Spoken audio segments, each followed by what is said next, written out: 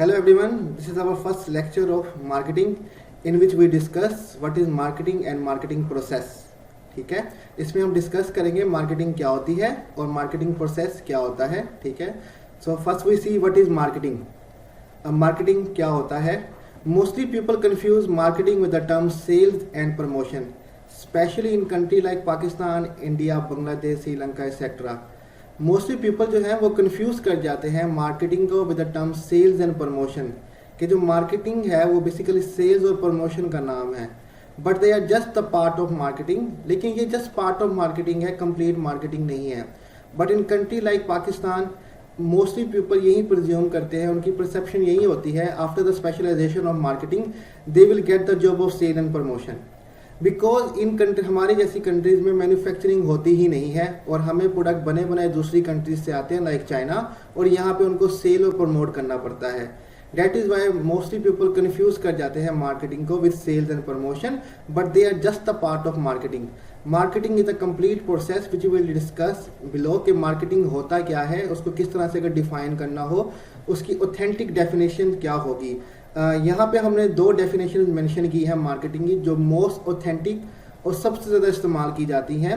तो नंबर 1 हम left side पे देखते हैं. Marketing is a process to identify customer needs and wants, fulfill those needs and wants, build a strong relationship with your customer and capture value bracket profit in return. Marketing is a process. Marketing एक अमल का नाम है to identify customer needs and want, ताकि हम customer की needs और wants को जान सकें, उनकी ज़रूरियात और उनकी ख्वाहिशात का पता लगा सकें. Fulfil those needs and wants, उन नीड्स एंड वांट्स को फुलफिल कर सकें, मीन्स कि उनको पूरा कर सकें with the help of product and services. Build a strong relationship with your customer, customer के साथ स्ट्रॉन्ग रिलेशनशिप बनाएं ताकि वो आपके पास बार बार आए.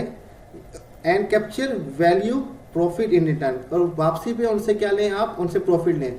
जब आप कस्टमर की नीड्स एंड वांट्स को सेटिस्फाई करेंगे with the help of product and services, तो इन रिटर्न आप उनसे क्या लेंगे, मनी, प्रॉफिट कमाएंगे.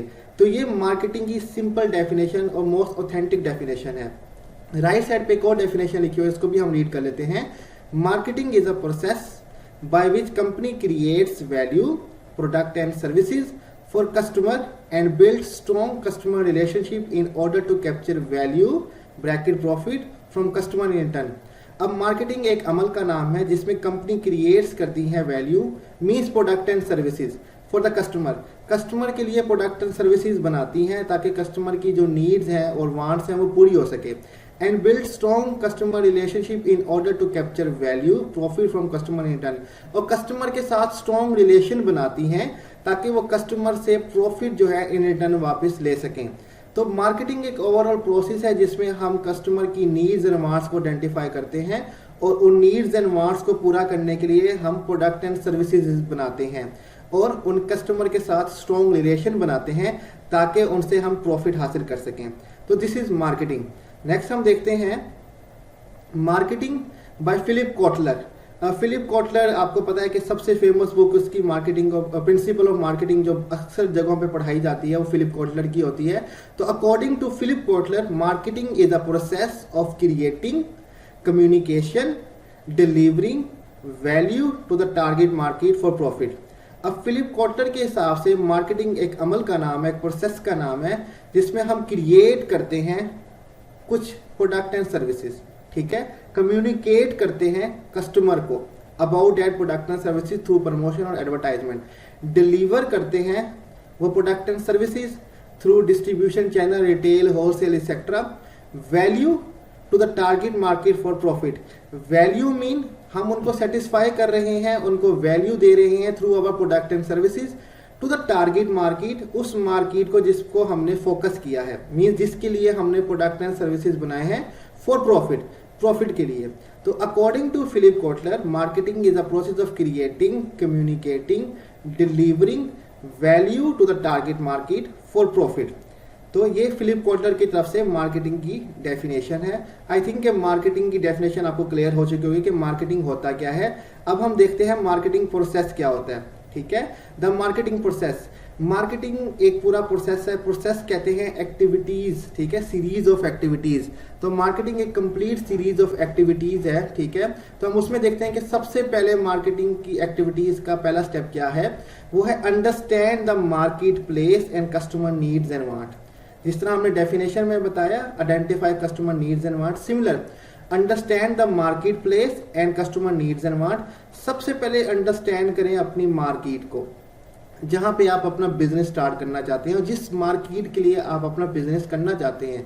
सपोज कर लें कि मैं बात करता हूं कि मैंने गारमेंट्स का काम स्टार्ट करना है, तो सबसे पहले आप मार्केट को जान लें कि आपने गारमेंट्स का काम करना है, किस मार्केट में करना है, किसके लिए करना है। लेडीज गारमेंट्स है, जेंट्स गारमेंट्स है, चाइल्ड्स या किड्स गारमेंट्स है, तो आपको स्पेसिफाई करना बहुत जरूरी है। एंड कस्टमर एंड नीड्स के वांट्स को जानना बहुत जरूरी है कि कस्टमर की नीड्स एंड वांट क्या है। The second step is design a customer driven marketing strategy. Customer driven marketing strategy basically customer focus strategy होती है कि ऐसी स्ट्रेटेजीज बनाई जाएं जो कस्टमर फोकस्ड हो, जो कस्टमर के लिए हो, जो कि हम आगे चेक भी करेंगे कि कस्टमर ड्राइवन मार्केटिंग स्ट्रेटेजीज होती क्या क्या हैं। इसमें हम सेगमेंटेशन करते हैं, टारगेटिंग करते हैं, पोजीशनिंग करते हैं अपने प्रोडक्ट की और डिफरेंशिएट करते हैं अपना प्रोडक्ट दूसरों के प्रोडक्ट से। मींस कि हम सेगमेंट बनाते हैं, हम कस्टमर के सेगमेंट बनाते हैं कि किस कस्टमर को हमने सर्व करना है। फिर हम टारगेट किस तरह से करेंगे उनको, अपने प्रोडक्ट की पोजीशनिंग किस तरह से करेंगे और उस प्रोडक्ट को डिफरेंशिएट किस तरह से करेंगे। तो हम वो सब कुछ कस्टमर ड्राइवन मार्केटिंग स्ट्रेटेजी में देखेंगे। After that next step marketing process का है construct and integrated marketing program that deliver superior value.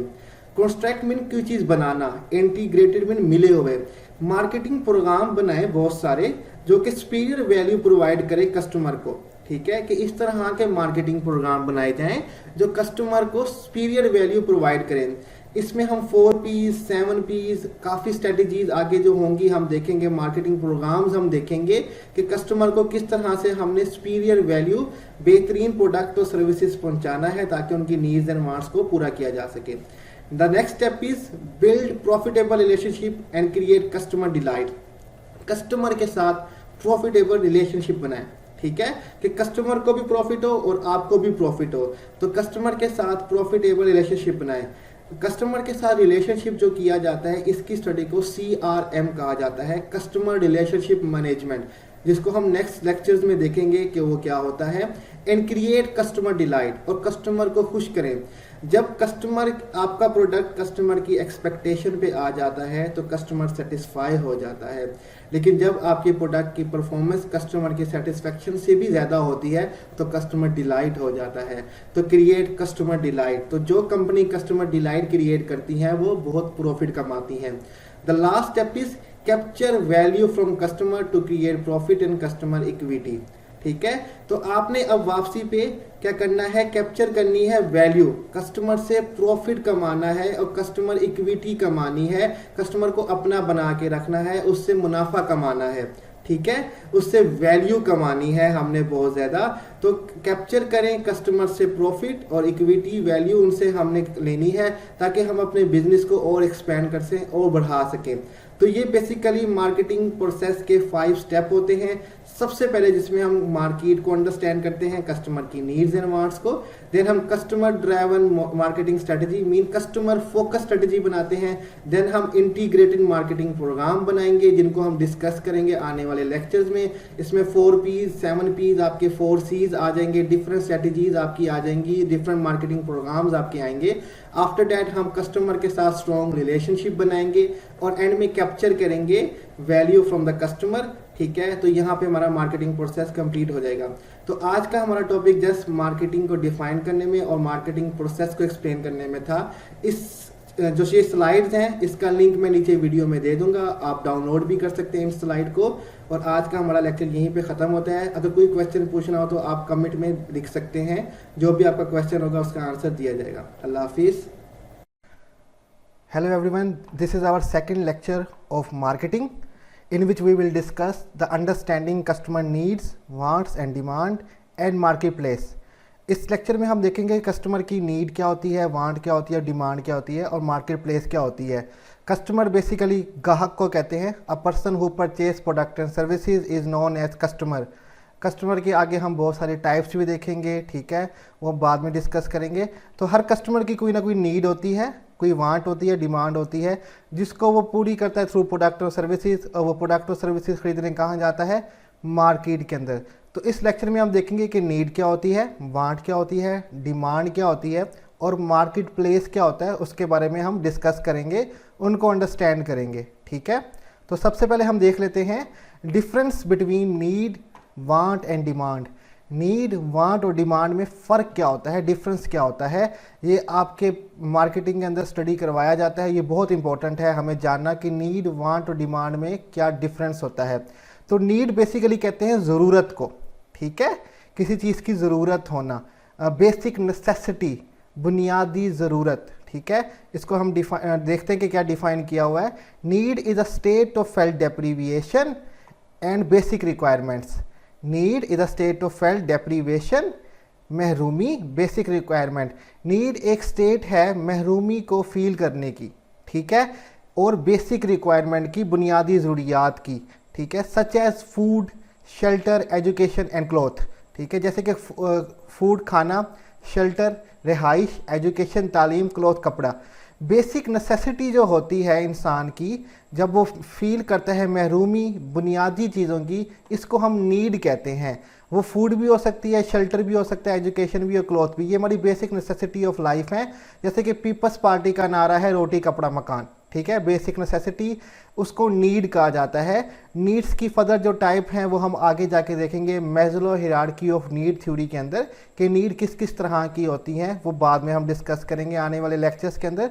तो नीड बेसिकली बेसिक रिक्वायरमेंट या स्टेट ऑफ फेल्ट डेप्रीविएशन, ऐसी स्टेट जिसमें आप महरूमी फील करें अपनी बुनियादी ज़रूरियात की, उसको हम नीड कहते हैं, ठीक है। उसके बाद आ जाता है वांट। वांट्स कहते हैं चाहना, ख्वाहिश, ठीक है, आपकी चाहत। तो when need is specified by you it become want and mostly relate with culture and society in which we are living, such as in morning we eat naan chane, Americans eat cornflakes, bread and egg etc. When need is specified, जब भी हम need को specify करते हैं, वजाहत करते हैं खुद, जब भी need वजाहत होती है हमारी मर्ज़ी के मुताबिक, ठीक है, जो कि बेसिकली डिपेंड करती है, रिलेट करती है हमारे कल्चर से और सोसाइटी में जहाँ पे हम रह रहे होते हैं। फॉर एग्जांपल फूड हमारी नीड है, ठीक है, और जब मैं फूड कहता हूँ कि मुझे फूड चाहिए, लेकिन मुझे चाहिए नान चने सुबह नाश्ते के अंदर, तो मैंने अपनी नीड को स्पेसिफाई कर दिया, अब ये मेरी वांट बन गई है। अब अमेरिका में इस ब्रेकफास्ट में कॉर्नफ्लेक्स, ब्रेड और एग कहा जाता है कि वो खाया जाता है, ये उनकी वांट है कि भी अब उनको ये फूड चाहिए। जब आप स्पेसिफाई कर देते हैं अपनी नीड को, सपोज कर लें एजुकेशन की एग्जांपल ले लें कि तालीम हमारी बेसिक नेसेसिटी है, लेकिन हम कहते हैं कि मुझे तालीम चाहिए university of education, BGU, NUST, FAST, तो हम स्पेसिफाई कर देते हैं कि तालीम हमें चाहिए कहाँ से, तो ये हमारी वांट बन जाती है। सिमिलर क्लॉथ की बात कर लेते हैं कि आजकल ब्रांड का बहुत सिस्टम चलता है हमारे यहाँ। कुछ लोग जाते हैं किसी आम बाज़ार से जाके कपड़े ख़रीद लेते हैं, लेकिन मोस्टली जो है वो ब्रांडेड ख़रीदना पसंद करते हैं और वो स्पेसिफाई करते हैं कि हमें ये ब्रांड चाहिए, इसका क्लॉथ चाहिए, तो वो हमारी वांट बन जाती है। तो when ever need is specified by you which is relate with your culture and society, जहाँ पे आप रह रहे होते हैं उस कल्चर सकाफत के हिसाब से आप बताते हैं कि ये मेरी ज़रूरत है। तो हमारा जो नीड होती है, जो वांट में कन्वर्ट होती है, हमारे कल्चर और सोसाइटी में जहाँ पे हम रहते हैं उसके हिसाब से होती है। तो जब भी नीड स्पेसिफाई होगी उसको हम वांट कहेंगे। नेक्स्ट हम देखते हैं डिमांड क्या होती है। डिमांड कहते हैं मांग को, ठीक है। Demand is a desire which is supported by purchasing power. Two condition must be fulfilled, one power to purchase, second willing to purchase. Demand एक डिज़ायर है जो कि सपोर्ट होती है परचेजिंग पावर से, खरीदने की कुव्वत से, ठीक है। डिमांड में दो कंडीशंस होती हैं, ठीक है। पहली होती है पावर टू परचेज, खरीदने की कुव्वत होना। विलिंग टू परचेज, आप खरीदने के लिए आप विलिंग हो, आप ख्वाहिशमंद हो कि आप खरीदना चाहते हैं। जब तक पावर टू परचेज और विलिंग टू परचेज ये दो कंडीशन फुलफिल नहीं होगी, किसी चीज़ की डिमांड नहीं हो सकती। सपोज कर लें कि आपसे आके क्लास में पूछा जाता है कि आपको मेहरान पसंद है या आपको BMW कार पसंद है, तो मोस्टली लोग हाथ खड़े करेंगे BMW के लिए, ठीक है। कोई भी मेहरान के लिए हाथ खड़ा नहीं करेगा। लेकिन कंट्री लाइक पाकिस्तान, यहाँ पे सबसे ज़्यादा कार जो चलने वाली है वो है मेहरान। क्यों, उसकी डिमांड क्यों ज़्यादा है? क्योंकि पावर टू परचेज, खरीदने की कुव्वत है, और विलिंग टू परचेज, खरीदना चाहते भी हैं क्योंकि उसकी एवरेज इतनी अच्छी है। तो अनटिल आपके पास खरीदने की पावर नहीं होगी, उस चीज़ की डिमांड नहीं होगी। हाँ, आप ये बात कह सकते हैं आपको कोई प्रोडक्ट पसंद है, लेकिन अगर ख़रीदने की ताकत नहीं है तो उस प्रोडक्ट की डिमांड नहीं होती। तो जस्ट पसंद होना काफ़ी नहीं होता, पावर टू परचेज और विलिंग टू परचेज होना भी बहुत ज़रूरी है, तब जाके उस प्रोडक्ट या आइटम की डिमांड कहलाएगी कि आजकल इसकी डिमांड बहुत ज़्यादा है। ठीक है, तो नेक्स्ट हम चलते हैं अगली स्लाइड की तरफ। अंडरस्टैंडिंग मार्केट प्लेस, कि मार्केट प्लेस को समझना है कि मार्केट प्लेस क्या होती है। तो सबसे पहले हमने देखा है व्हाट इज़ मार्केट, कि मार्केट क्या होती है। A market is defined as a sum of total of all the buyers and seller in the area or region under consideration। Market को डिफाइन किया गया है टोटल सम तमाम बायर्स का और सेलर का किसी रीजन में या किसी एरिया में, उसको हम मार्केट कहेंगे। तो किसी भी एरिया में जहाँ पे बायर होंगे और सेलर होंगे उस एरिया को हम मार्केट कहेंगे। मीन्स के जहाँ ख़रीदने वाले और बेचने वाले लोग इकट्ठे जमा हो जाएंगे वो मार्केट कहलाएगी, चाहे वो फिजिकल एग्जिस्ट करती हो चाहे वो वर्चुअल एग्जिस्ट करती हो। आजकल तो ऑनलाइन मार्केटिंग का सिस्टम चल रहा है, तो जब आप वर्चुअल परचेस करते हैं तो वो भी आपकी मार्केट ही कहलाती है, या जब आप बाज़ार में जाके परचेस करते हैं तो वो भी आपकी मार्केट ही कहलाती है। और एक और डेफिनेशन बताई गई है, the set of all actual and potential buyers of product and services is known as marketing. एक मजमुआ आपके एक्चुअल यानी कि and potential buyer. Actual buyer means के जो बायर एग्जिस्ट करते हैं, पोटेंशियल जो फ्यूचर में एग्जिस्ट कर सकते हैं आपके प्रोडक्ट एंड सर्विसेज के, उसको हम मार्केट कहेंगे। कि ऐसा मजमुआ जहाँ पे आपके प्रोडक्ट और सर्विसेज के बायर हों या बायर आ सकते हैं, पोटेंशियल रखते हों आने की, उस जगह को हम मार्केट कहेंगे। तो ये व्हाट इज़ मार्केट, मार्केट की डेफिनेशन हो गई। नेक्स्ट हम देखते हैं एक्सचेंज। एक्सचेंज का मतलब क्या होता है? किसी चीज़ के तबादले का अमल। The act of obtaining a desired object from someone by offering something bracket money, cash or anything in return। exchange basically अमल है, आप अपना डिज़ायर ऑब्जेक्ट खरीदते हैं और रिटर्न में कोई चीज़ उसको देते हैं, चाहे पैसा, कैश और कोई और चीज़। ठीक है, इसको एक्सचेंज कहते हैं। मार्केट में एक्सचेंज का प्रोसेस चल रहा होता है।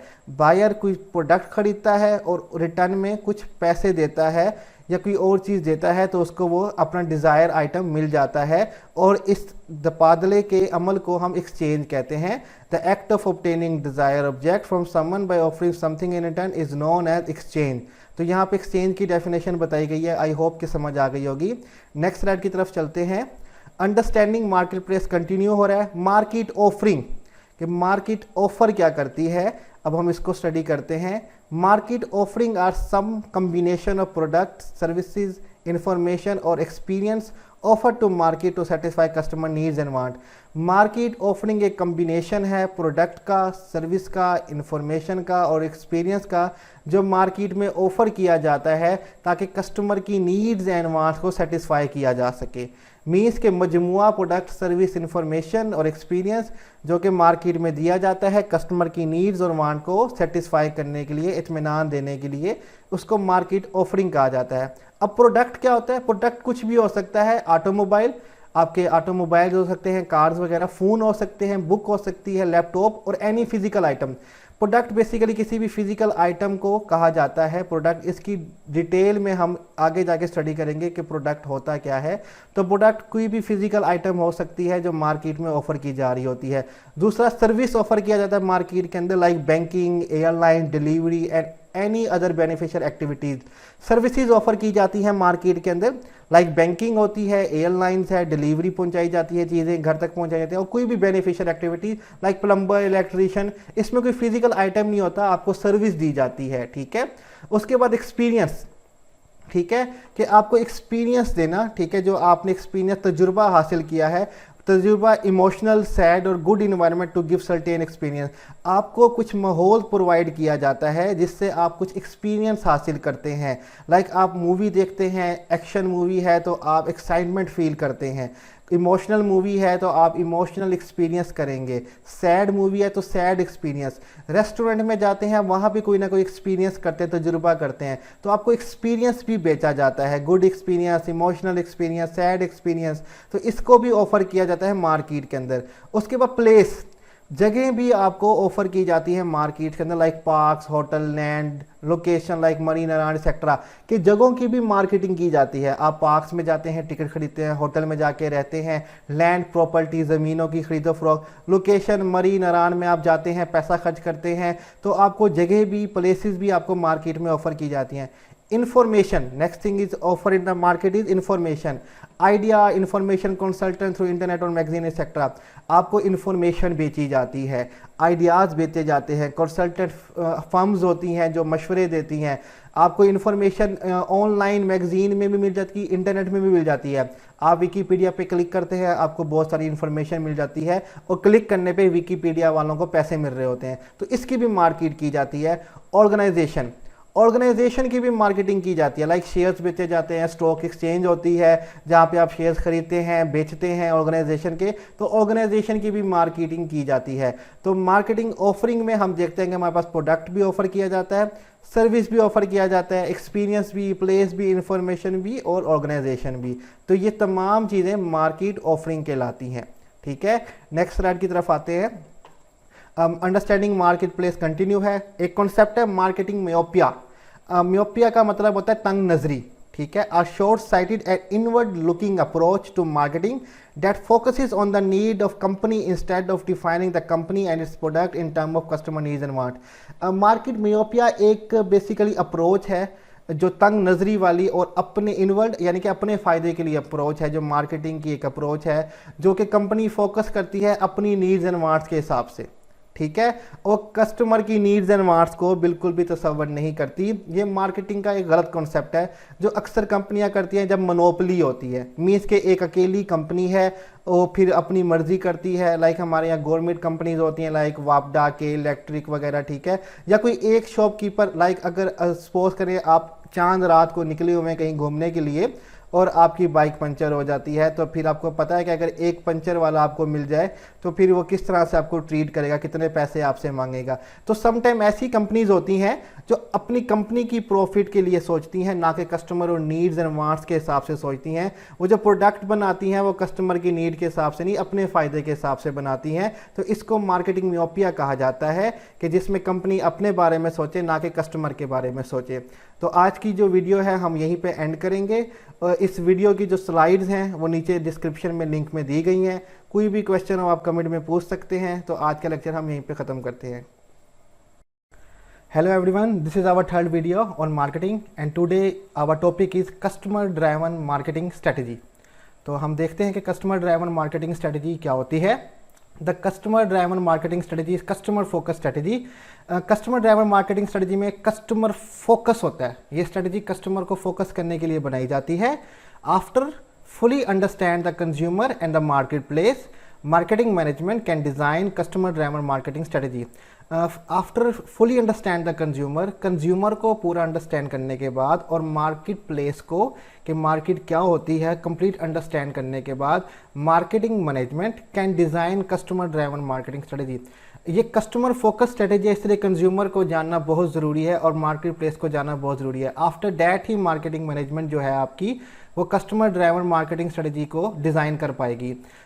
आपको अब तक कस्टमर के बारे में बताया गया है। Customer is someone who purchase good and services, consumer is that person who use that product और सर्विसेज। ठीक है, जब कस्टमर कंज्यूम कर लेगा प्रोडक्ट को तो वो कंज्यूमर कहलाएगा।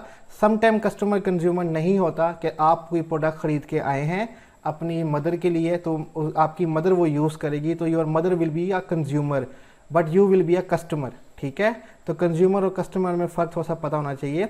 तो कंज्यूमर और मार्केट प्लेस को कंप्लीट अंडरस्टैंड करने के बाद ही जो मार्केटिंग मैनेजमेंट है वो कस्टमर ड्राइवन मार्केटिंग स्ट्रेटजी को डिज़ाइन कर पाएगी। तो मार्केटिंग मैनेजमेंट होता क्या है? तो marketing management is art and science of choosing target markets and building strong relationship with them. अब मार्केटिंग मैनेजमेंट बेसिकली एक आर्ट और साइंस है, हुनर और इल्म कि आप चूज़ कर सकें अपनी टारगेट मार्केट्स और उनके साथ एक स्ट्रॉन्ग रिलेशनशिप बना सकें। तो marketing management basically is a art and science of choosing target market and building strong relationship with them, कि आप हुनर का और इल्म का इस्तेमाल करते हुए एक मार्केट को टारगेट करें जिसको आप सर्व करना चाहते हैं, उसके साथ स्ट्रॉन्ग रिलेशनशिप बनाएं ताकि आपको प्रॉफिट मिल सके। So to design winning marketing strategy we must know the answer of 2 questions. हमें विनिंग मार्केटिंग स्ट्रेटजी बनाने के लिए 2 सवालों के जवाब लाजमी आने चाहिए। Number 1, what customer will we serve, and number 2, how can we serve this customer. Question number 1 पे फोकस करते हैं, what customer will we serve, किन कस्टमर को हम सर्व करेंगे। We can not serve all customer, हम तमाम कस्टमर को सर्व नहीं कर सकते, हम सबको खुश नहीं रख सकते, इस तरह हमारी कंपनी को लॉस होना शुरू हो जाएगा। We have to choose the segment to a group of people to whom we are going to serve. हमें कुछ लोगों का, कुछ मार्केट को चुनना होगा। सपोज करने के गारमेंट्स का काम करते हैं तो या तो आप जेंट्स गारमेंट करेंगे या लेडीज़ गारमेंट या किड्स गारमेंट, या आप तीनों को भी लेके जा सकते हैं, लेकिन बेटर क्या होगा कि आप एक मार्केट को चुनें और उनको सर्व करें। ठीक है, तो सिमिलर आप एक काम कर सकते हैं, लाइक मैं एक छोटी सी एग्जांपल देता हूं, हमें ऑटोमोबाइल इंडस्ट्री का या व्हीकल की इंडस्ट्री का, तो एक साइकिल बेचने वाला साइकिल ही बेचता है, वो मोटरसाइकिल का काम नहीं करता। मोटरसाइकिल की एजेंसी वाला मोटरसाइकिल का ही काम करता है, वो कार्स का काम नहीं करता। कार की एजेंसी वाला या उसकी शॉप वाला वो कार्स बेचेगा, वो मोटरसाइकिल नहीं बेचेगा। तो आपको सिलेक्ट करना है विच कस्टमर या what customer will we serve, कि आपको कौन सा कस्टमर का जो सेगमेंट है या ग्रुप है उसको आपको सर्व करना है। How can we serve this customer, इन कस्टमर को सर्व किस तरह से करना है, इसकी स्ट्रेटजीज भी बनाना ज़रूरी है कि किस किस तरह से जो बिजनेसमैन या कंपनी है वो अपने कस्टमर को सर्व करना चाहती है। इसकी डिफरेंट स्ट्रेटजीज होंगी जो हम आगे जाके स्टडी करेंगे कि वो किस तरह से अपने कस्टमर को सर्व करेंगे। इन 2 क्वेश्चंस का आंसर जानना बहुत ज़रूरी होता है विनिंग स्ट्रेटजीज बनाने के लिए, कि किन कस्टमर को हम सर्व करेंगे और किस तरह से हम सर्व करेंगे। आगे चलते हैं। आगे हमारे पास कस्टमर ड्राइवन मार्केटिंग स्ट्रेटजी जो है वो कंटिन्यू हो रही है।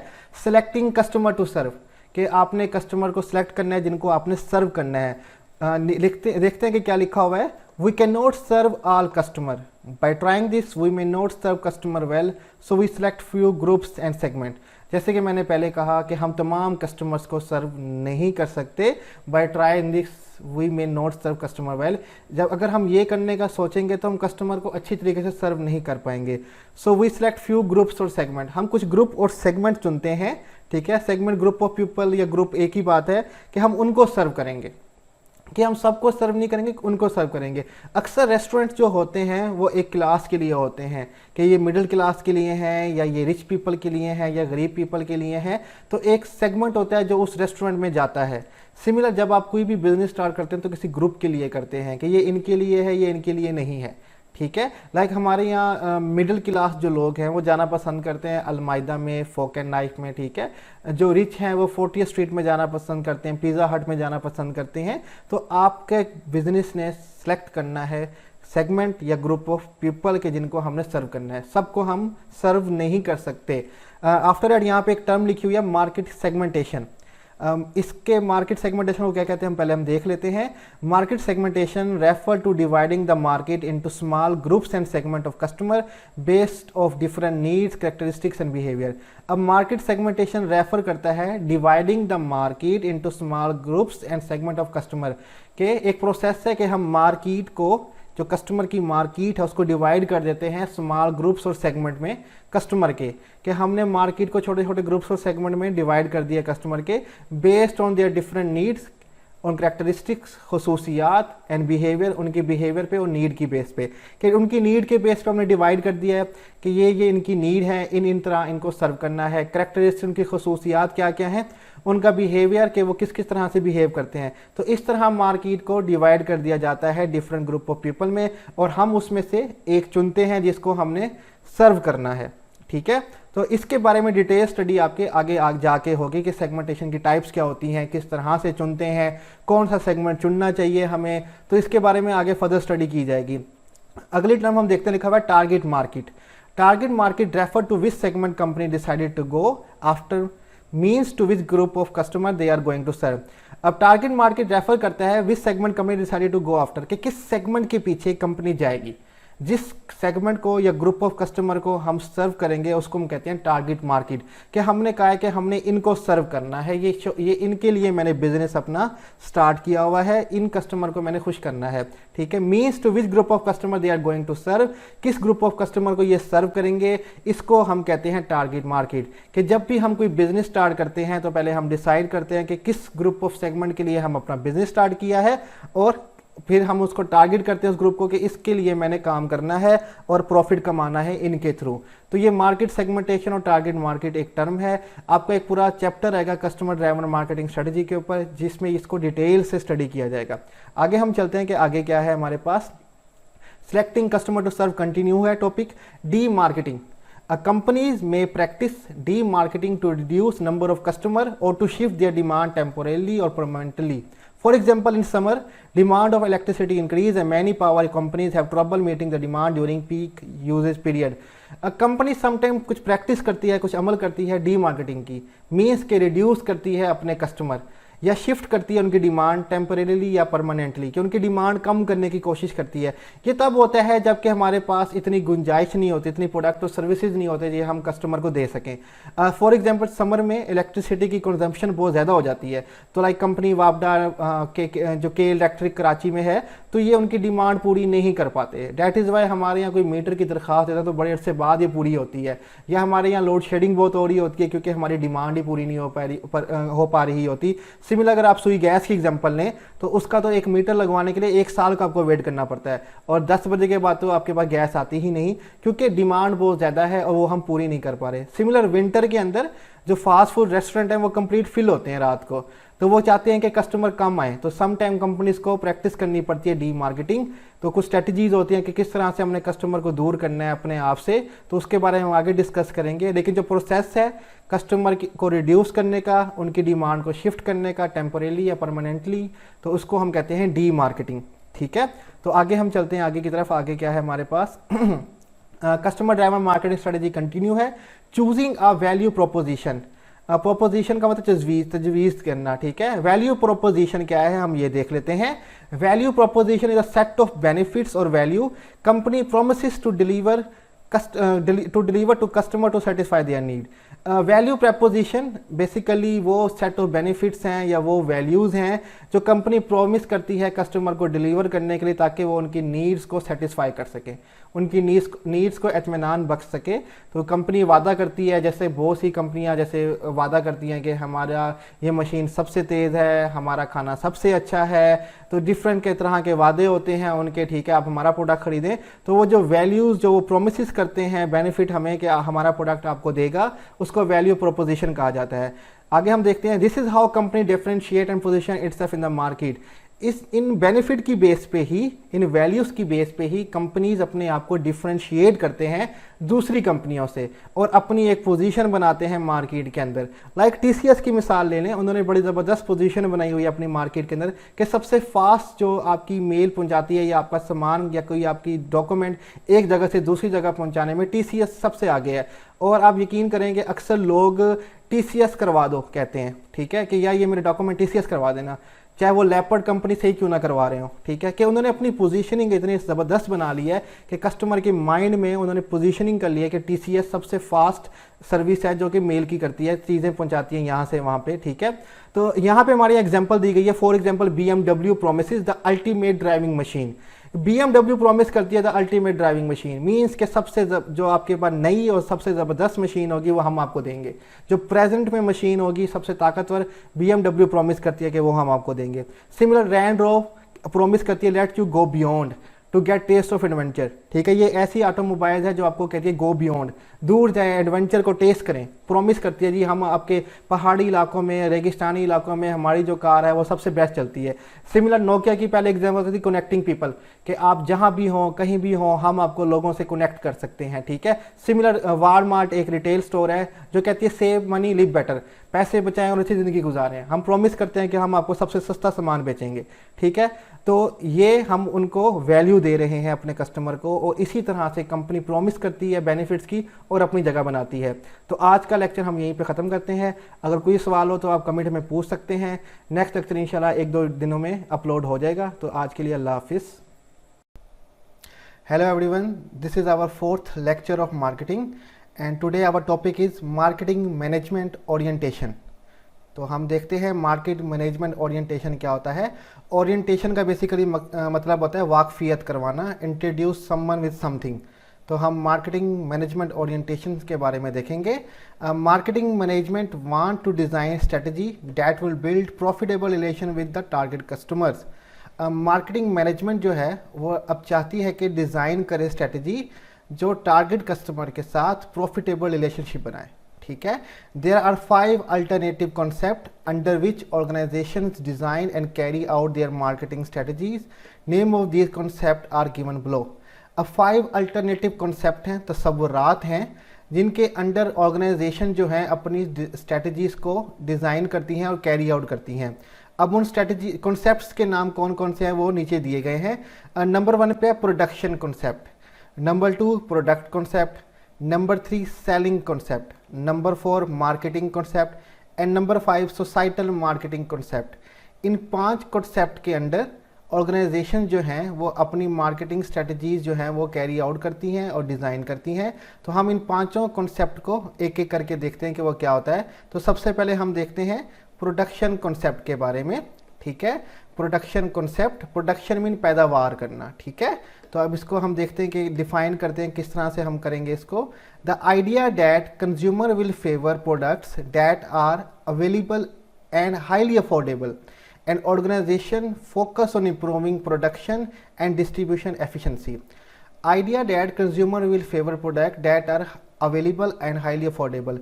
ये एक आइडिया है, एक कॉन्सेप्ट है कि कंज्यूमर उन प्रोडक्ट्स को फेवर करेगा जो अवेलेबल होंगी, जो उनको मुयस्सर होंगी। ठीक है, और उनको अफोर्डेबल होंगी, सस्ती होंगी। ठीक है, और ऑर्गेनाइजेशन फोकस करती हैं अपनी पैदावार और तकसीम को मुयस्सर बनाने के लिए, उनको बेहतर बनाने के लिए। ठीक है, ये एक आइडिया था कि जो प्रोडक्ट मोस्टली अवेलेबल होगा और सस्ता होगा, कस्टमर वही प्रोडक्ट खरीदेगा। ठीक है, इसलिए कंपनी जो हैं वो इम्प्रूव करती हैं अपनी प्रोडक्शन, पैदावार और डिस्ट्रीब्यूशन, तकसीम को, कि ज़्यादा से ज़्यादा पैदावार होगी तो सस्ती होगी और डिस्ट्रीब्यूशन हम ज़्यादा से ज़्यादा करेंगे ताकि लोगों तक ज़्यादा से ज़्यादा पहुँचे तो लोग उसको ख़रीदेंगे। अब आगे हम देखते हैं, this concept is the oldest of the concept in business. ये जो कॉन्सेप्ट है ये बिजनेस का सबसे ओल्डेस्ट कॉन्सेप्ट है। It hold that consumer will prefer product that are widely available and inexpensive. ये अब इस कॉन्सेप्ट का जो बेसिकली ताल्लुक है वो ये है कि कंज्यूमर वही प्रोडक्ट प्रेफर करेगा जो बहुत ज़्यादा अवेलेबल होगा और सस्ता होगा। Managers focusing on this concept concentrate on achieving high production efficiency, low cost and mass distribution. जो मैनेजर इस कॉन्सेप्ट को फोकस करते हैं वो कॉन्सनट्रेट करते हैं हाई प्रोडक्शन, ज़्यादा से ज़्यादा पैदावार हो, लो कॉस्ट कम से कम खर्चा हो और मास डिस्ट्रीब्यूशन हो, ज़्यादा से ज़्यादा तकसीम किया जा सके। For example standard raw material and components, CD, LCD. अब एग्जांपल के तौर पे रॉ मटेरियल, खाम माल, कंपोनेंट्स, टुकड़े, पार्ट्स वगैरह किसी चीज़ के, एलसीडी और एलसीडी, जिन चीज़ों की मास प्रोडक्शन होती है, ज़्यादा पैदावार होती है, वो प्रोडक्ट स्टैंडर्डाइज होते हैं, एक जैसे होते हैं। ठीक है, उनको बनाना आसान होता है, एक ही मशीन उनको बना रही होती है, एक जैसा बनाना होता है, तो ज़्यादा एक्सपर्ट की ज़रूरत नहीं होती। एक एक्सपर्ट जिसको वो बनाना आता है वहीं वो बनाता रहता है, तो बहुत आसान हो जाता है और ख़र्चा आपका कम होता है। ठीक है, तो ये प्रोडक्शन कॉन्सेप्ट कहलाता है। हेनरी फॉयल, ठीक है, जिसने एक अपनी कार बनाई थी मॉडल टी के नाम से। ठीक है, वो एक जैसी कार बनती थी पहले ज़माने में, तो उनको बेचने में मसला नहीं था। किसी को उस वक्त दूसरे से अच्छी कार की ज़रूरत नहीं होती थी, कार चाहिए होती थी, तो मास प्रोडक्शन होती थी। लेकिन अब जो मास प्रोडक्शन है, जो प्रोडक्शन कॉन्सेप्ट है, बेसिकली वो raw material, components, CDs, LCD और एग्रीकल्चर सेक्टर जो हमारा है वहाँ तक रह गया है कि हम ज़्यादा प्रोडक्ट प्रोड्यूस करेंगे, ज़्यादा अवेलेबल होगा, सस्ता होगा तो कस्टमर उसको ख़रीदेगा। तो ये था हमारा प्रोडक्शन कॉन्सेप्ट। अब हम सेकेंड कॉन्सेप्ट की तरफ आते हैं जो है product concept. The idea that consumer will favor products that offer the most quality, performance and features and company focus continuous improvement। ये एक आइडिया है कि कंज्यूमर वो प्रोडक्ट फेवर करेगा जो सबसे बेहतरीन मयार का होगा, जिसकी परफॉर्मेंस और फीचर्स यानी कि करैक्टरिस्टिक खसूसियात और उनकी परफॉर्मेंस जो होगी वो सबसे बेहतर होगी। ठीक है, और कंपनी डेली बेसिस पे इम्प्रूवमेंट करने की कोशिश करती रहती है, कंटिन्यूअस इम्प्रूवमेंट। ये बेसिकली एक काइजन, जापानीज़ का जो एक वर्ड है काइजन, कंटिन्यूअस इम्प्रूवमेंट, जिसका मतलब ये होता है there is always room for improvement, हमेशा इम्प्रूवमेंट की गुंजाइश होती है। तो कंपनी प्रोडक्ट को डेली बेसिस पे बेहतर से बेहतर बनाती है।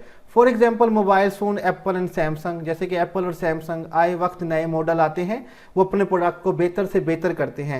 एंड लैपटॉप्स लाइक एप्पल और एचपी और लैपटॉप्स हैं, बहुत सारी कंपनीज हैं जो अपने प्रोडक्ट को बेहतर करती हैं। यहाँ पे हमने जस्ट 2 एग्जांपल दिया मोबाइल फ़ोन्स की और लैपटॉप्स की, लेकिन बहुत सारी इंडस्ट्रीज़ हैं जो अपने प्रोडक्ट पे फोकस रहती हैं, उनकी परफॉर्मेंस, क्वालिटी और फीचर्स को बेहतर से बेहतर बनाती हैं। तो ये प्रोडक्ट कॉन्सेप्ट है कि कंज्यूमर वो प्रोडक्ट परचेज करेगा जिसकी क्वालिटी, परफॉर्मेंस और फीचर बहुत बेहतर होगी। ठीक है, आफ्टर दैट हम आते हैं सेलिंग कॉन्सेप्ट पे।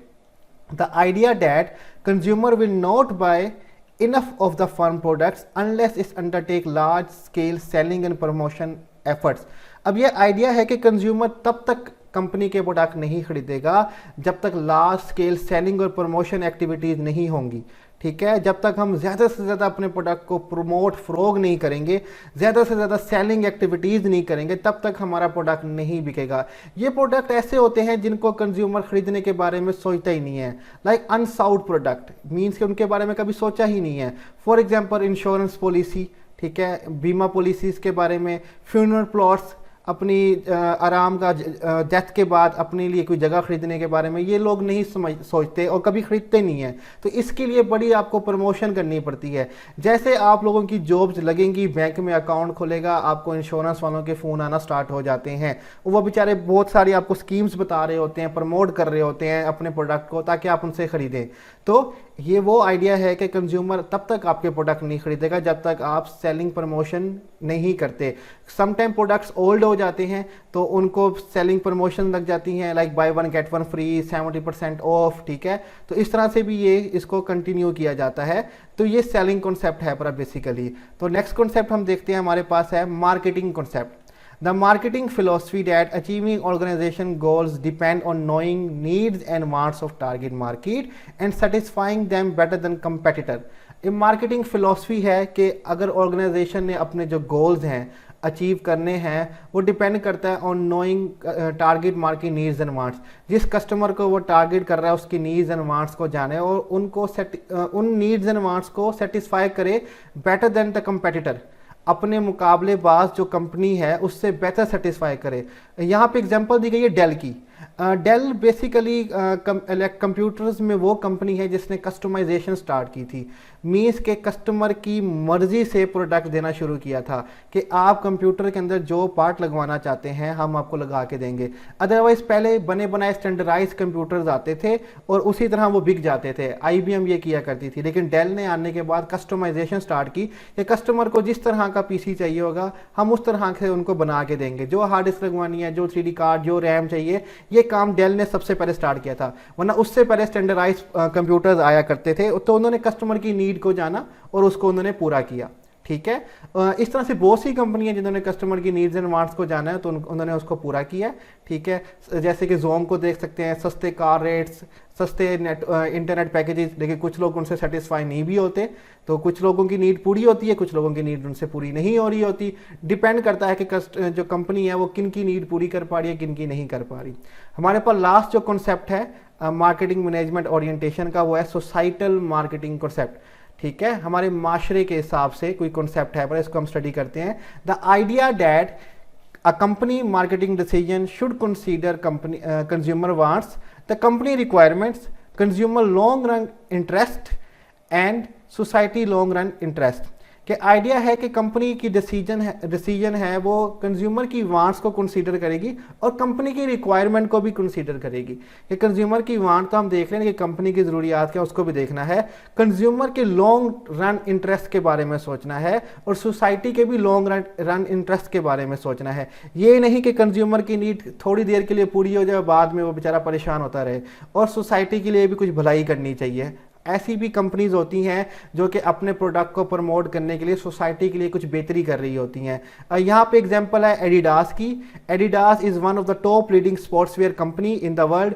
एडिडास एक टॉप लीडिंग स्पोर्ट्सवेयर, यानी कि जो हमारे एथलीट होते हैं या स्पोर्ट्स वाले लोग होते हैं उनके जो कपड़े हैं, उनके जो गैजेट्स हैं वो बनाती है। Adidas is committed to manufacture its product that could be reuse over and over again. Adidas उस तरह के कपड़े प्रोडक्ट्स बनाती है जो दोबारा रीयूज हो सकते हैं, बार बार उनको दोबारा इस्तेमाल किया जा सकता है, मीन्स के वो ज़ाया नहीं होते। ये हमारी सोसाइटी के लिए बेहतर है कि एक प्रोडक्ट आप दोबारा दोबारा यूज़ कर सकते हैं। सिमिलर कोका कोला ने एक कंपेन की थी, उन्होंने किसी भी नस्ल को साइड पे करते हुए तमाम नस्ल के लोगों को जमा किया और अमेरिकन के लिए एक गाना बनाया था, ठीक है, कि अमेरिका हमारा सबसे अच्छा कंट्री है, इस सेक्टर के उन्होंने प्रमोट किया, ठीक है, सोसाइटी को। उन्होंने एक और चीज़ प्रमोट की थी कि कोका कोला की कैप के ज़रिए आप कहीं भी किसी भी मुल्क में एक कोक ओपन करें और उसका जो कैप होगा, ढक्कन होगा, तो उसके ज़रिए आप कहीं भी दुनिया भर में एक कॉल कर सकते हैं। तो जिन लोगों को दूसरे मुल्कों में कॉल करना महंगा लगता था, तो कोक ने उनके लिए एक स्कीम निकाली थी किसी मुल्क के अंदर। तो मीन्स के उस सोसाइटी के लिए कुछ बेहतर कर रहे हैं। अगर आप यहाँ कुछ इलाकों में देखें तो कुछ स्कूल्स होते हैं जिन्होंने ग्रीनरी कर रखी होती है। हमारे यहाँ पेट्रोल पंप्स होते हैं जिन्होंने लोगों के लिए मस्जिदें बना रखी होती हैं, पार्क्स बना रखे होते हैं। तो ये सोसाइटी की बेहतरी के लिए कुछ कंपनीज होती हैं जो काम करती हैं और उनके प्रोडक्ट जो होते हैं वो सोसाइटी के लिए बेहतर होते हैं, ठीक है। तो ये सोसाइटल मार्केटिंग कॉन्सेप्ट है कि आप सोसाइटी और कस्टमर के लिए लॉन्ग रन इंटरेस्ट के लिए उनकी नीड्स को सेटिस्फाई करें, ठीक है। तो यहाँ पे हमारे जो पांचों कॉन्सेप्ट है मार्केटिंग, मैनेजमेंट, ओरिएंटेशन के, वो कंप्लीट हो जाते हैं। तो आज का जो हम अपना लेक्चर है वो यहीं पे ख़त्म करेंगे, ठीक है। तो इस वीडियो की जो स्लाइड्स हैं वो डिस्क्रिप्शन में दी हुई होंगी, आप वहाँ से हासिल कर सकते हैं। तो यहीं पे आज हम अपना लेक्चर ख़त्म करेंगे। अल्लाह हाफिज़। Hello everyone, this is our 5th lecture of marketing and today our topic is integrated marketing plan and program, ठीक है। तो आज हम देखते हैं हमारे टॉपिक में इंटीग्रेटेड मार्केटिंग प्लान और प्रोग्राम में क्या होता है, ठीक है। तो integrated marketing plan and program, marketer develop and integrated united जम marketing program that would actually deliver the value to the target marketing. Marketer develop a integrated marketing program. Integrated कहते हैं यूनाइटेड, जम होना, मिला हुआ होना। कुछ मार्केटिंग प्रोग्राम्स होते हैं जो मार्केटर डेवलप करते हैं, जो एक्चुअली में डिलीवर करते हैं value to the target market. Means के वो जो प्रोडक्ट वगैरह या सर्विस या जो भी चीज़ है, एक्सपीरियंस जो भी चीज़ है, वो टारगेट मार्केट को डिलीवर कर रहे होते हैं। वो यही इंटीग्रेटेड मार्केटिंग प्लान्स और प्रोग्राम होते हैं। This program builds customer relationship by transforming marketing strategy into action. ये जो प्रोग्राम होते हैं यही बिल्ड करते हैं customer relationship bye transforming marketing strategies into action, कि जो भी हमने मार्केटिंग स्ट्रेटजीज बनाई है इनको एक्शन में कन्वर्ट करते हैं और कस्टमर के साथ स्ट्रॉन्ग रिलेशनशिप बनाते हैं, ठीक है। उसके बाद लिखा हुआ है this program consist on major marketing mix tools are classify into 4 broad groups called 4 P's of marketing. अब ये जो प्रोग्राम है ये मेजर मार्केटिंग मिक्स टूल्स पे कंसिस्ट करते हैं, जिनको क्लासिफाइड किया गया है 4 ब्रॉड ग्रुप्स में, जिनको 4 P's का नाम दिया गया है, ठीक है। अब marketing mix basically marketing tools होते हैं या फैक्टर्स होते हैं जो कंट्रोल होते हैं ऑर्गेनाइजेशन से, means control by the organisation to influence the purchasing behaviour of customer. ये कुछ टूल्स हैं, कुछ हथियार हैं जो कंपनी यूज़ करती हैं ताकि वो जो कस्टमर का परचेजिंग बिहेवियर है उस पर असरअंदाज हो सकें, ठीक है। तो ये मार्केटिंग मिक्स क्या होते हैं हम आगे देखते हैं। Marketing mix tools 4 P's। The 4 P's of marketing are product, price, place and promotion, ठीक है। मार्केटिंग मिक्स बेसिकली 4 P's पे कंसिस्ट करता है, जो है product, price, place and promotion. ये कंपनी के कंट्रोलेबल टूल्स हैं, मीन्स के इनको कंपनी कंट्रोल करती है कि क्या प्रोडक्ट बनाना है, क्या प्राइस रखने हैं, किस तरह से लोगों तक पहुंचाना है और किस तरह से प्रमोट करना है। ये कंपनी के कंट्रोलेबल टूल्स हैं जो कंपनी यूज़ करती है कस्टमर के परचेजिंग बिहेवियर को इन्फ्लुएंस करने के लिए, ठीक है। बेसिकली 7 P's होते थे जिनको जनाब अब 4 P's कर दिया गया है। हम जब 4 P's और मार्केटिंग मिक्स का डिटेल में स्टडी करेंगे तो हम 7 P's का भी जिक्र करेंगे, जो कि प्रोडक्ट, प्राइस, प्लेस, प्रमोशन के साथ साथ प्रोसेस, पीपल और फिजिकल एविडेंस होते हैं, जो 3 P's और होते हैं। उनको आजकल डिस्कस नहीं किया जाता लेकिन हम करेंगे। आगे देखते हैं। The firm must first create a need satisfying market offering. Firm को सबसे पहले क्रिएट करना चाहिए नीड को सेटिस्फाई करने वाली ऑफर, जो कि प्रोडक्ट कहलाती है, ठीक है। फर्म सेकंड में लिखा हुआ है firm must decide how much it will charge for the offering. अब फर्म को डिसाइड करना है कि वो कितना चार्ज करेगी जो चीज़ वो ऑफर कर रही है मार्केट के अंदर कस्टमर को, मीन्स के प्राइस, कि कितने प्राइस वो चार्ज करेगी। The amount of money charge on product and services is known as price. जो अमाउंट चार्ज की जाती है किसी भी प्रोडक्ट एंड सर्विसेज पे उसको प्राइस कहा जाता है, नेक्स्ट लिखा हुआ है how firm will make the offering available to the consumer place, कि फर्म किस तरह से अपनी ऑफरिंग यानी कि प्रोडक्ट और सर्विसेज है वो कंज्यूमर तक पहुंचाएंगे, कि कंपनी डायरेक्ट कस्टमर तक पहुंचाएगी थ्रू रिटेलर, होलसेलर, ऑनलाइन, या क्या तरीक़ेकार होगा उनका कस्टमर तक अपनी ऑफरिंग को, प्रोडक्ट और सर्विस को पहुंचाने का। ठीक है, firm must communicate with target customer about offering promotion, यहाँ पे अबाउट का ए कटा हुआ है देख लीजिएगा। तो फर्म को कम्युनिकेट करना चाहिए अपने टारगेट कस्टमर को अपनी ऑफरिंग के बारे में, मीन्स के प्रमोशन और एडवर्टाइजमेंट, कि आप कस्टमर को बताएं कि हम ये प्रोडक्ट ऑफर कर रहे हैं। अगर आप टीवी देखें या आप यूट्यूब पे कोई वीडियो देखें तो सबसे पहले ऐड आती है, तो कंपनी बेसिकली प्रमोशन कर रही होती है अपने प्रोडक्ट को और कस्टमर को अवेयर कर रही होती है कि हम एग्जिस्ट करते हैं मार्केट के अंदर, हमारा ये प्रोडक्ट एग्जिस्ट करता है। तो बेसिकली ये मार्केटिंग मिक्स जो टूल्स हैं, ये 4 P's हैं, ये बेसिकली इंटीग्रेटेड मार्केटिंग प्लान और प्रोग्राम है जो कि कंट्रोलेबल प्रोग्राम है कंपनी के, इन्हें कंपनी खुद कंट्रोल करती है और इनका इस्तेमाल करती है कंज्यूमर के बिहेवियर पे असरअंदाज होने के लिए कि वो किस तरह से परचेज करता है। इसकी डिटेल हम आगे जाके स्टडी करेंगे कि प्रोडक्ट में क्या क्या होता है, प्राइस किस तरह के, किस तरह की प्राइस लगाई जाती है, किस तरह से कस्टमर तक प्लेस यानी कि प्रोडक्ट पहुंचाई जाएगी और कौन कौन से हथियार हैं हमारे पास, टूल्स हैं प्रमोशन करने के लिए। तो ये छोटा सा टॉपिक था हमारा इंटीग्रेटेड मार्केटिंग प्लान और प्रोग्राम का, कि ऐसे मार्केटिंग प्लान और प्रोग्राम जो बहुत ज़्यादा मिले हुए हैं और कंपनी के यूज़ में होते हैं, कंपनी इनका इस्तेमाल करती है ताकि कस्टमर का बिहेवियर जो है, परचेजिंग बिहेवियर, उसको इन्फ्लुएंस कर सके। तो आज का जो हमारा वीडियो लेक्चर है वो यहीं पे ख़त्म होता है। इस जो टॉपिक की स्लाइड्स हैं वो डिस्क्रिप्शन में उसका लिंक दिया हुआ है, आप वहाँ से कॉपी कर सकते हैं। कोई सवाल पूछना हो तो आप कमेंट में भी पूछ सकते हैं। ठीक है, तो यहीं पे हम अपना लेक्चर ख़त्म करते हैं। अल्लाह हाफिज़। Hello everyone, this is our 8th video on marketing lectures. तो today our topic is customer relationships groups. ठीक है, तो हम देखेंगे कि कस्टमर रिलेशनशिप के ग्रुप्स कौन कौन से होते हैं।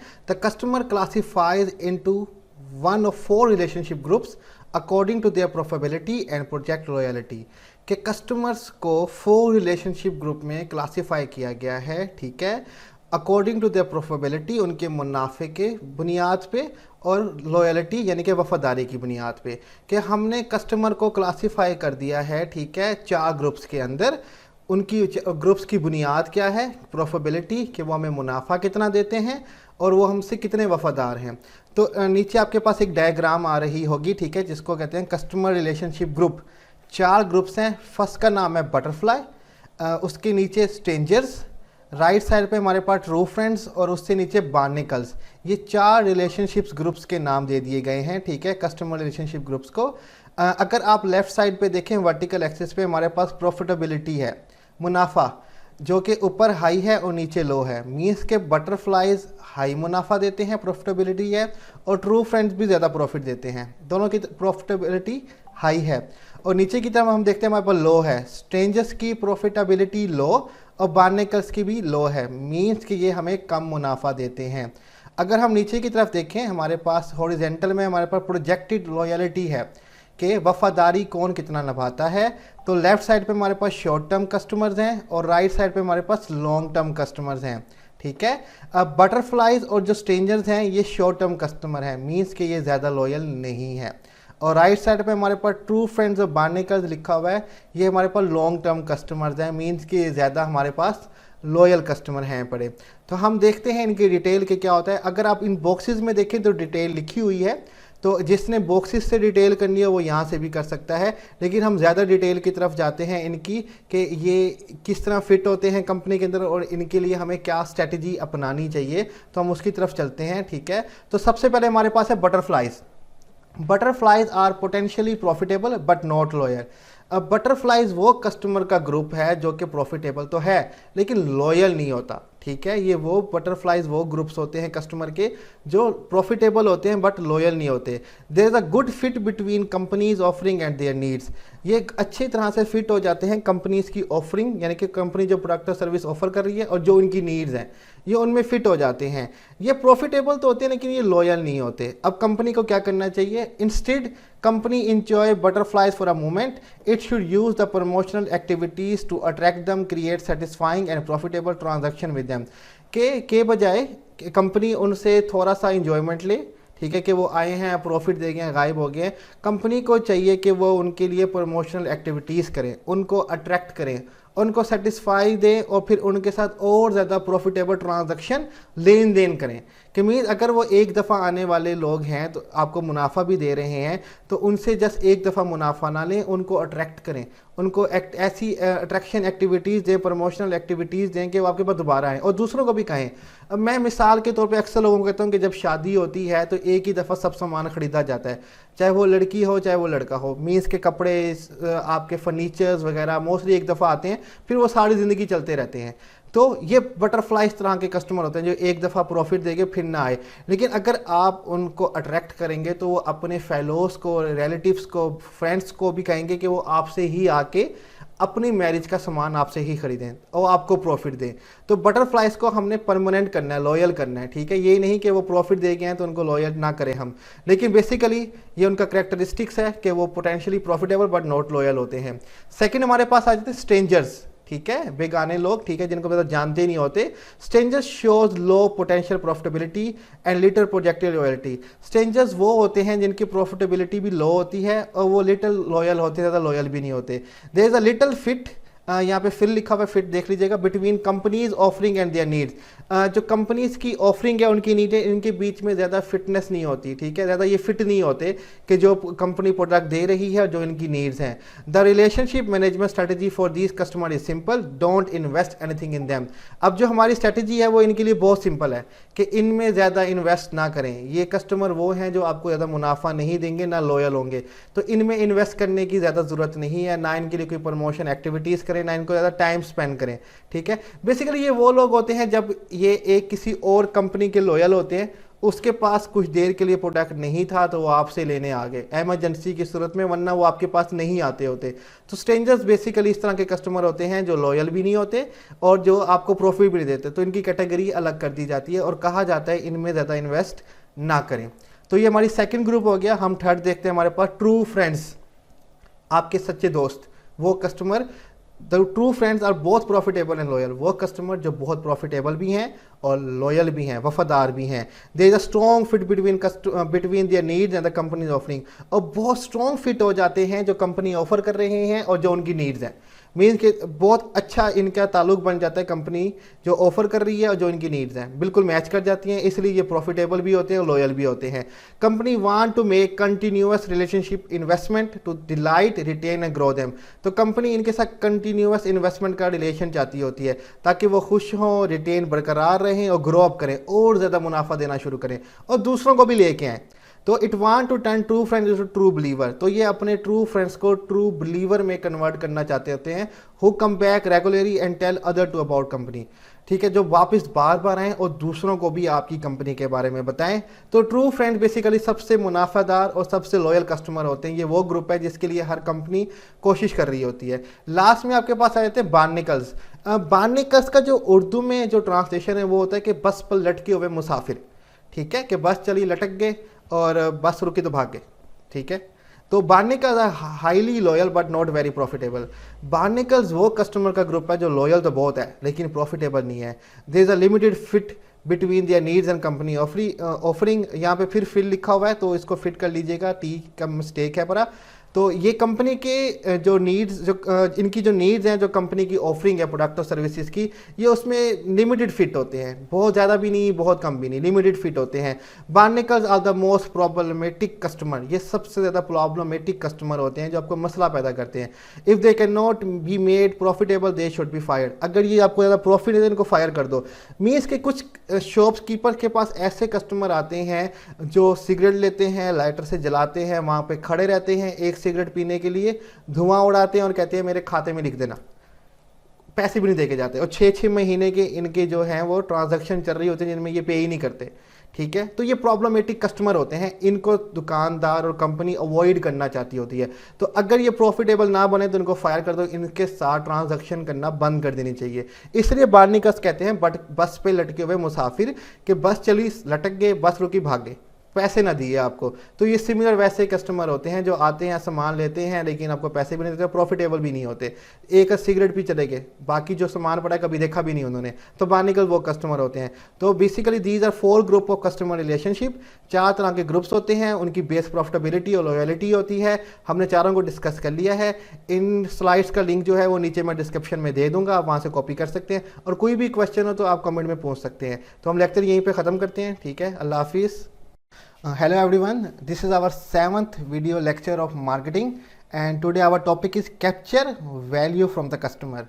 Okay, capture करें value, मुनाफा from the customer। तो आज हम देखते हैं कि इसमें हमें कैसा मिलेगा मुनाफा और क्या करना पड़ता है कंपनी को। तो capture value from the customer, हम इसके बारे में देखते हैं। The first 4 steps in marketing process involve in building customer relationship by creating and delivering superior customer value. Marketing process के 5 स्टेप्स होते हैं।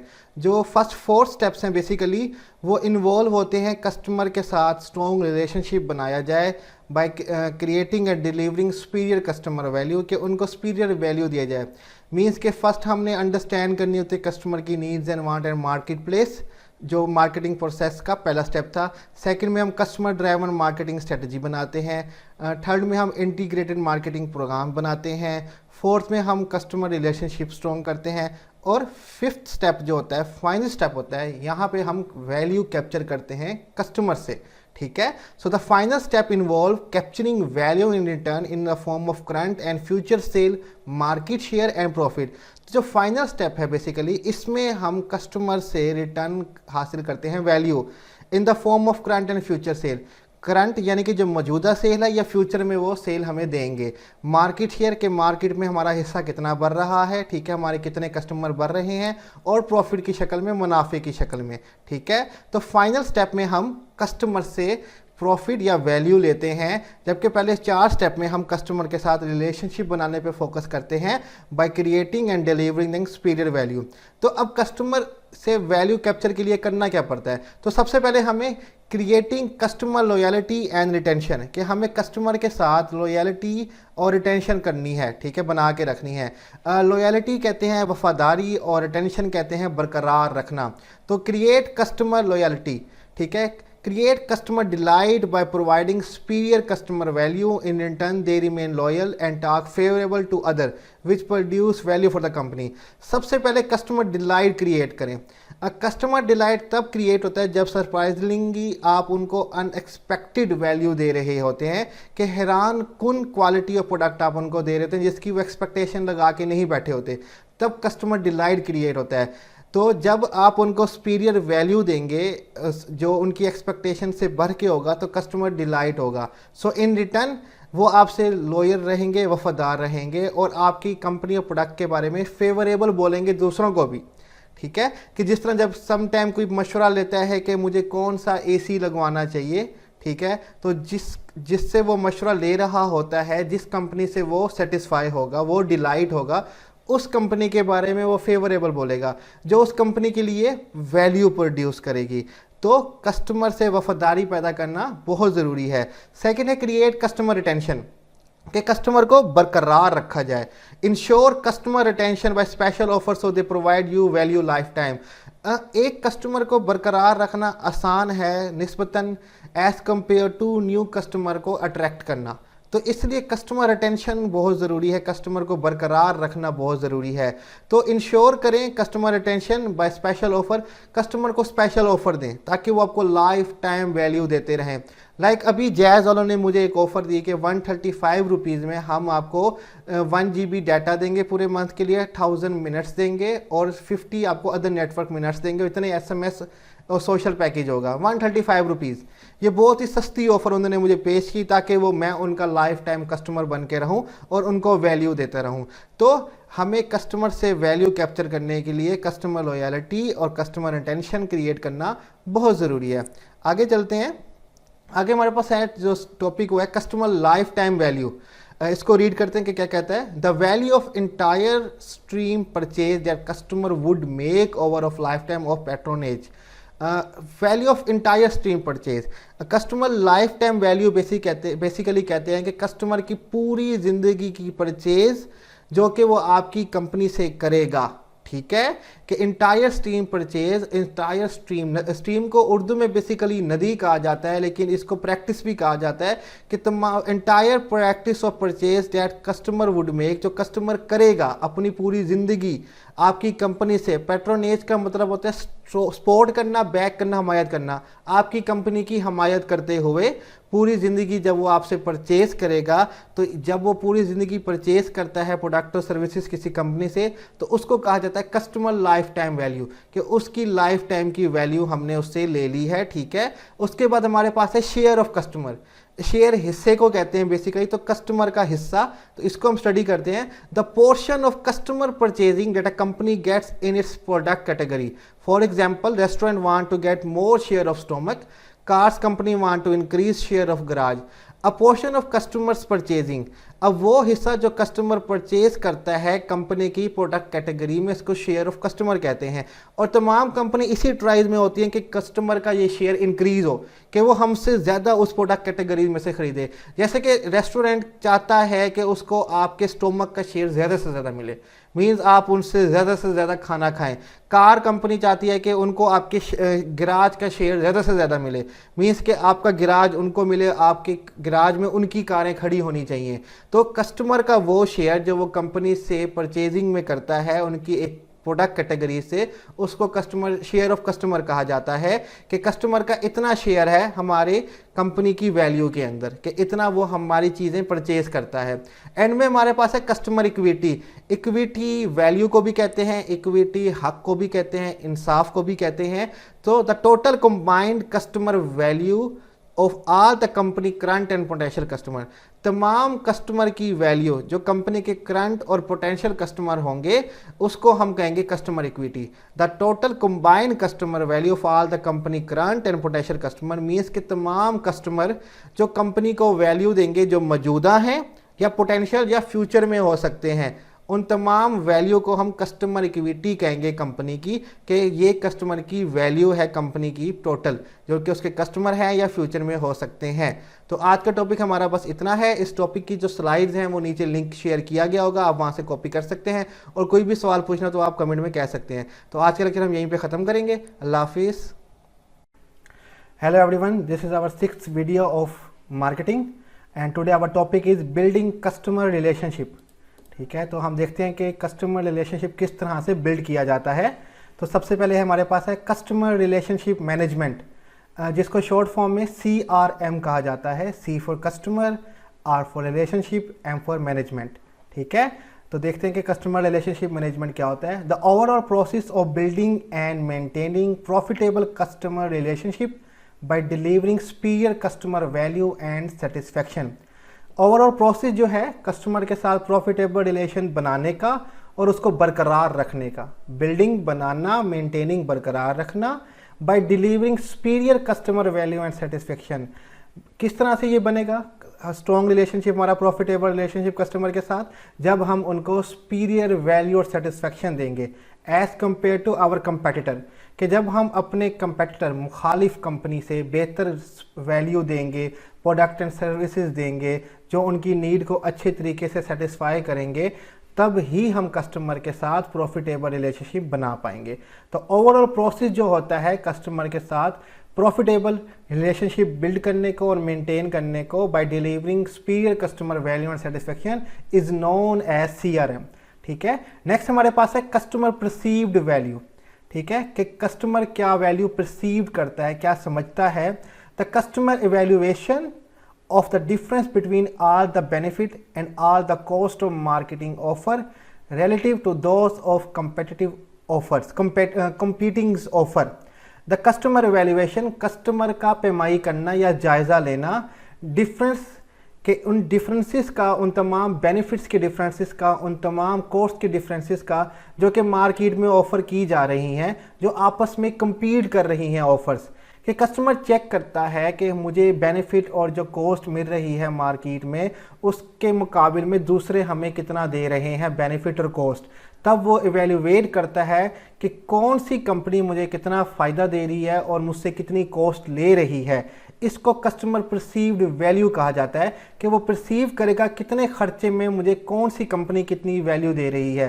जैसे कि आप देख सकते हैं अब लोगों ने सैमसंग को ऑलमोस्ट थोड़ा सा ख़रीदना छोड़ दिया है और मोस्टली जो कंपनीज़ हैं वो जा रही हैं ओप्पो, वीवो, हवावे की तरफ कि अगर एक मोबाइल हमें सैमसंग का 1 लाख का मिलता है, जो वैल्यू वो हमें 1 लाख के खर्चे पे मिल रही है वही वैल्यू हमें दूसरी कंपनीज में 30 to 40,000 के खर्चे में मिल जाती हैं। तो इसी को कस्टमर परसीव्ड वैल्यू किया जाता है कि कस्टमर वैल्यूएट करता है डिफरेंसेस, बेनिफिट और कॉस्ट की जो मार्केट में ऑफर की जा रही होती हैं। यहाँ पे एग्जांपल दी गई है, for example an Amar Bilal black label dress shirt start from ₹7,000 in market where most shirt cost from 800 to 2,000। एक एग्जांपल है Amar Bilal black label dress shirt की। ये एक ब्रांड है जिसकी शर्ट्स की जो कीमत स्टार्ट होती है वो 7,000 से होती है, 7,000 से, जबकि मार्केट में बाकी शर्ट्स की जो कॉस्ट है वो 800 to 2,000 हो जाती है। अब अमार बिलाल वाले क्या बताते हैं, वो कहते हैं हमारी वैल्यू, हम बहुत ज़्यादा वैल्यू दे रहे हैं, डैट इज़ वाई हमारी कॉस्ट बहुत ज़्यादा है। हमारी जितनी भी शर्ट्स हैं इनके डिज़ाइन जो होते हैं वो इटालियन के बहुत बड़े डिज़ाइनर से लिए जाते हैं। हमारा जो कपड़ा है वो इजिप्ट से और इटली से आता है। हम जो कपड़े सिलवाते हैं वो तुर्की से सिलवाते हैं। जो हमारे बटन होते हैं वो रियल पर्ल के बने हुए होते हैं। मीन्स कि हम कस्टमर को इतनी ज़्यादा वैल्यू दे रहे हैं, डैट इज़ वाई हमारी कॉस्ट ज़्यादा है।